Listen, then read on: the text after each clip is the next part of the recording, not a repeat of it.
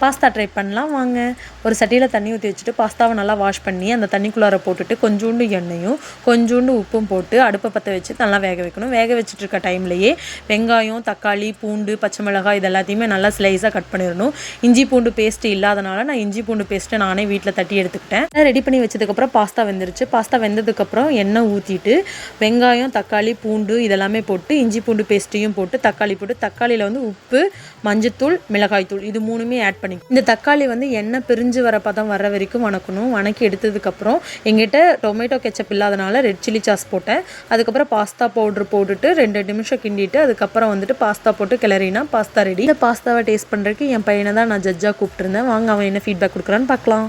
This வந்து taste பாருங்க. ஏய் என்னடா மூஞ்சி இது? இதெல்லாம் வியாபாரம் ஆகாது. ஓகே ஓகே ஃப்ரெண்ட்ஸ், உங்களுக்கு பிடிச்சிருந்துச்சுன்னா ட்ரை பண்ணி பாருங்கள். தேங்க்யூ.